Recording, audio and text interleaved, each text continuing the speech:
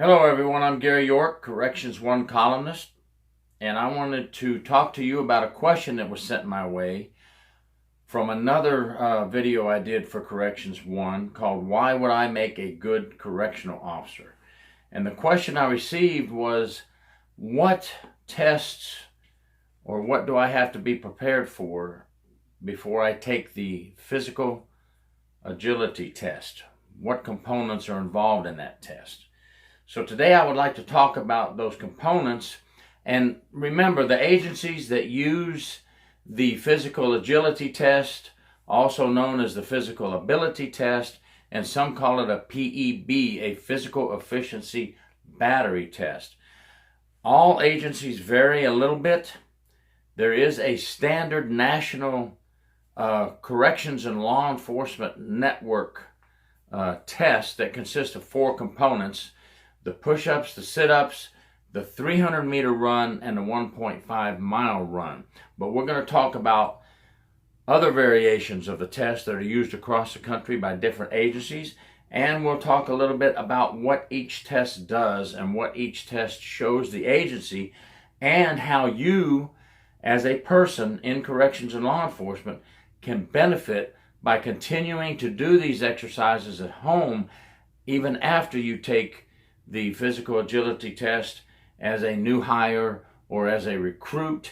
And as with some agencies, they do a quarterly physical agility test with their officers and correction officers just to keep them in tune and to give them the hint to try to stay in shape. So that's what we're going to talk about today. Thank you for tuning in. These tests are done by many agencies. Now, a lot of the sheriff's departments for new hires for correctional officers and road deputies use these. Just about all of them do. A lot of police departments use them, and there are some state prison agencies that use them across the country. Now, here in Florida, the Florida Department of Corrections does not use the physical agility test as part of the hiring process, but for detention deputies here in Florida, I think almost every sheriff's department uses this test. Now, the National Test Network prescribes the following test, and we'll talk about some other tests. They have the push-up, which is a 1-minute time limit, and you do as many push-ups as you can. Some have a minimum requirement of 25 push-ups. Then there's a 5-minute recovery period, and you do a 300-meter run. And the average person should be able to do that in 60 to 70 seconds. Again, it will vary with each agency and how they want you to test on that 300-meter run. Then you do as many sit-ups as you can in 1 minute. And remember, between each event or each test, there's a 5-minute rest period on this particular test. And the sit-ups are the same, as many as you can in 1 minute, and your agency that you're going to work for or you do work for will tell you how many the minimum will be. That will give you a goal to aim for. You want to find out all the minimum requirements before you take this test so that you can work yourself up to at least achieving the minimum amount. And then there's the 1.5-mile walk or run. Now, most agencies will give you 15 minutes to do this test. They love to see you at least be able to do it in 10.5 minutes, but if you do it in 14 minutes and 59 seconds, you're not going to lose out on your test. You will not fail the test. That's just a minimum requirement of 15 minutes. So that is one of the tests. Now, as I told you, some agencies will vary. Some agencies will not use the push-up. They will use the vertical leap. And that is a test from the standing position to test your lower leg strength, and you'll jump straight up in the air, and we'll see how high you can jump or how high you can leap. They also do it from a running position. You run and then leap up and hit the tabs that are up in place for you, and they will mark how high you jump. This is a test of your lower body strength. Some agencies will use the sled pull, maybe 150-pound sled pull. Now, when my wife and I left the Florida Department of Corrections and finished our last 13 years with the Sheriff's Department, we had to do this test for the Sheriff's Department. Now, in our case for the Sheriff's Department, we had to sit in a patrol car. We were going for detention now, but the same test was given to detention deputies as given to the road deputies. And you may run into this test in particular parts of the country. We had to be in the driver's seat belted in the vehicle. When the whistle was blown to begin, the time started. You had to unbuckle your seat belt, jump out of the patrol vehicle, and run, dodge, and jump through a little obstacle course. Then you had to get a 150-pound sled and pull it from one end to the other, drop the sled and run back through a small obstacle course of run, dodge, and jump, open the trunk of your patrol vehicle, get out your emergency gear, put on a vest, run back with your weapon and vest on, get back in the seat of the vehicle and buckle the vehicle, put your hands on the steering wheel, boom. That test was done, finished at that time, and your time would be ended. That was a test we had to do to get into the Sheriff's Department for the detention section. So see, never rule out the different varieties of tests, and find out what test your agency is going to use and practice that test.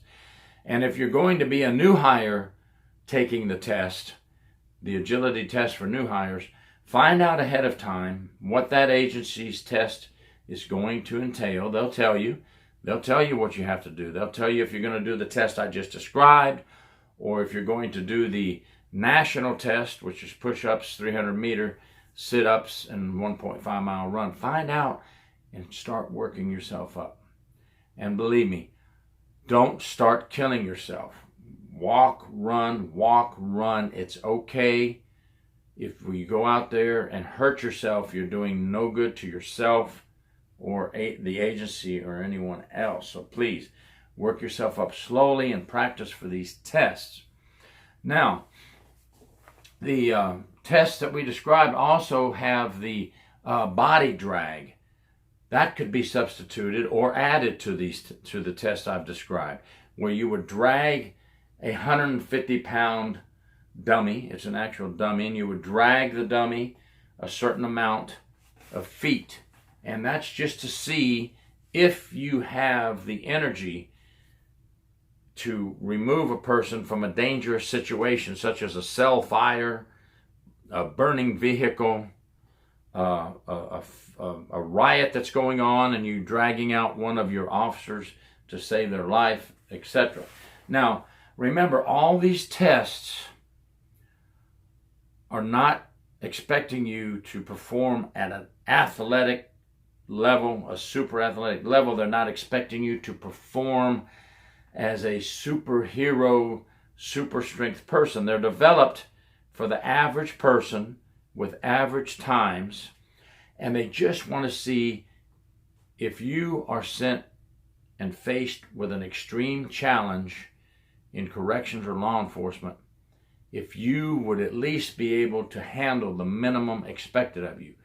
Are you going to be able to run 300 meters from one end of the jail to the other, responding to officer needs help, officer assistance, and by the time you get there, will you still have enough aerobic energy, endurance, and strength in your body to help save and protect an officer or an inmate, which is our job also, to protect inmates. We're there to protect everyone, staff and inmates. So we have to be ready, and we have to be ready to defend ourselves when attacked.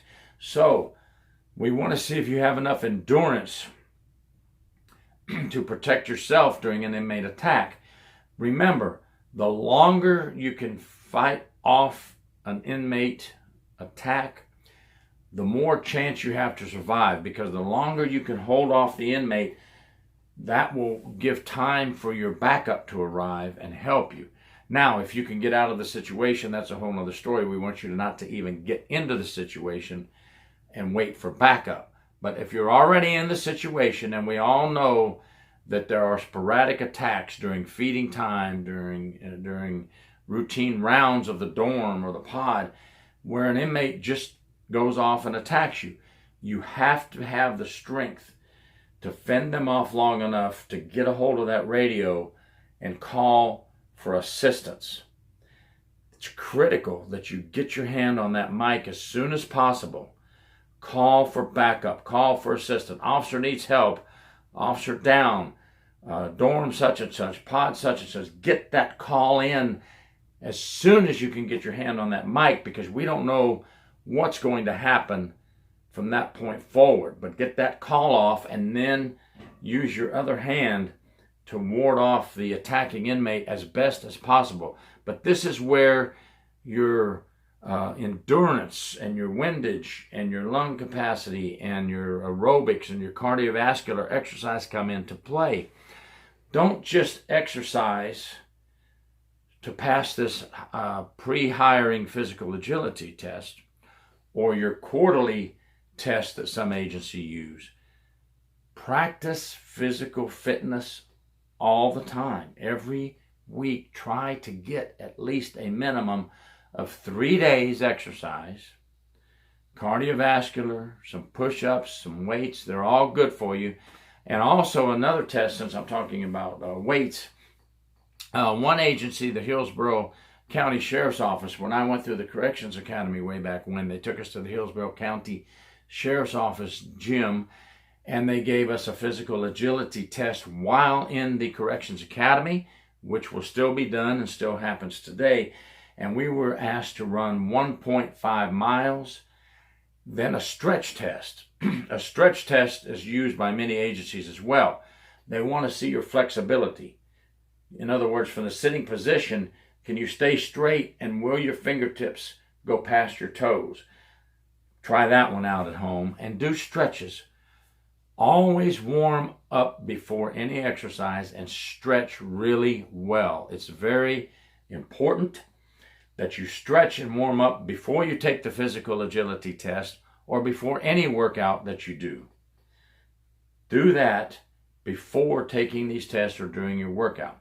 And after the stretch test, the Hillsborough County Sheriff's Department during the academy had us, this was the academy I went to before state corrections, and it was the Hillsborough Community College State Academy.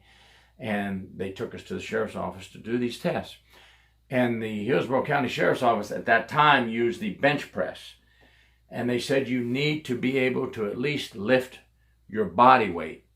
Well, at that time I was young and I needed to be able to lift 185 pounds.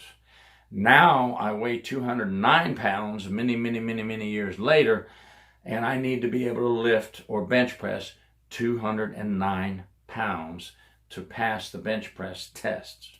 So these are all different tests that I'm giving you an example of, okay? And then the push-ups. Let's talk a little bit about what these exercises do to help you in a continued effort to build your strength. Now, the push-ups are a great overall exercise that you can do at home, and they're free, folks. Free. They don't cost you a penny. You can do as many as you want. They are a core strength test. They work the chest muscles. They work the arm muscles. They work your back, and they'll even do some work on your legs. So the push-up is free.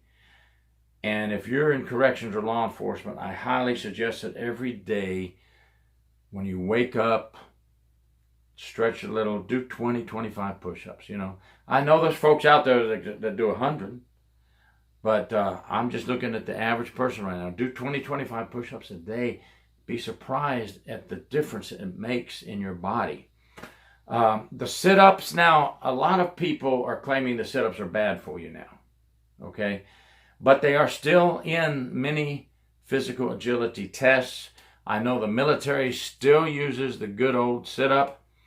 And the sit-up is an abdominal exercise to help strengthen the stomach. Many variations to the sit-up. Now, you may have to do the sit-up for your agency's physical agility test. But if you don't like the way the traditional sit-up is done with your hands locked behind the back and you're coming up, there are many variations to the sit-up that you can look at that are much safer now. And I suggest using those as well, because all of our energy comes from the center of our body.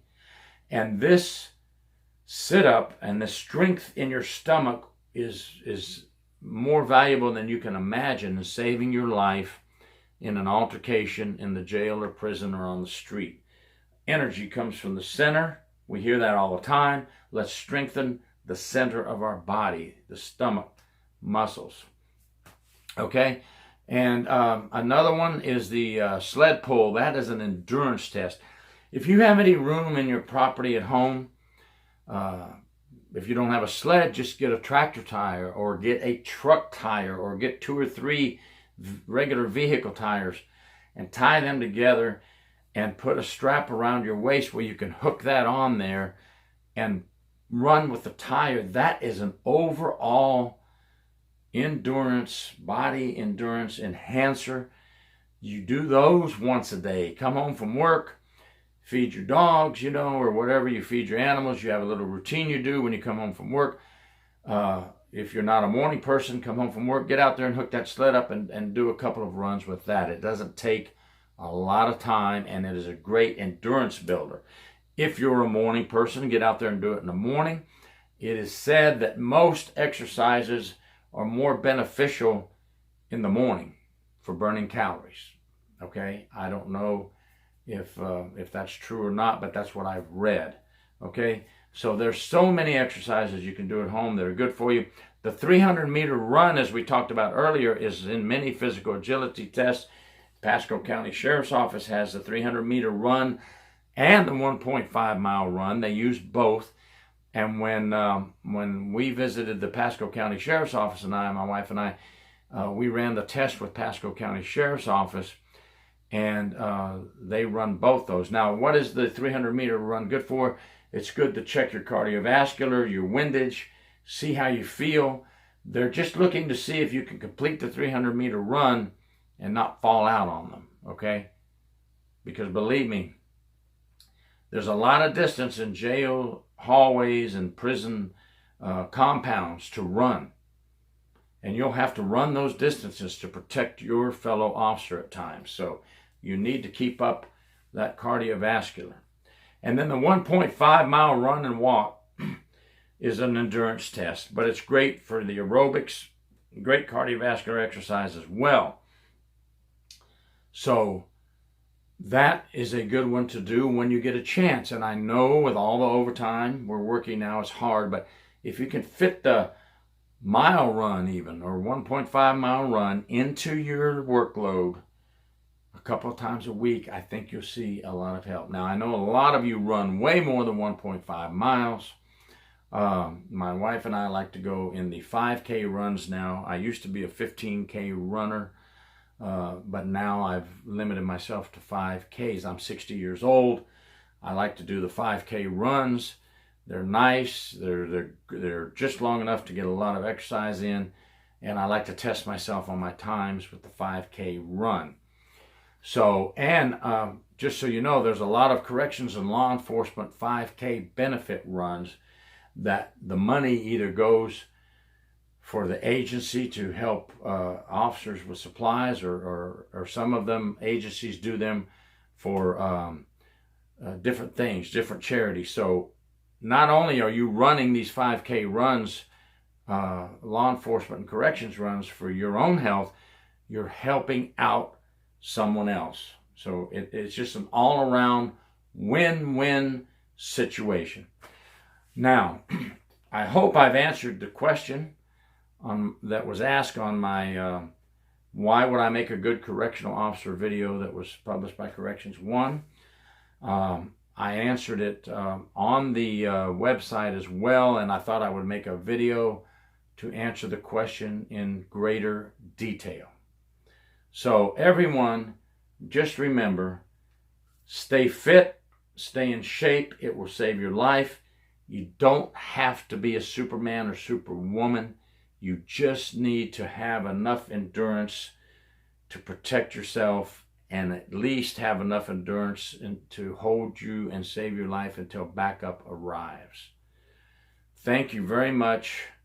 Stay safe, stay well, keep your head on a swivel, pay attention, and be alert, because corrections is the toughest job in the country.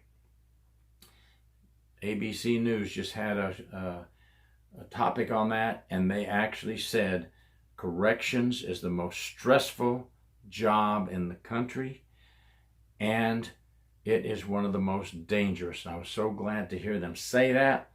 Remember that, and that's why we need to exercise too, for stress. Exercise relieves stress. Thanks for watching. Have a great week. Have a great year. Be safe.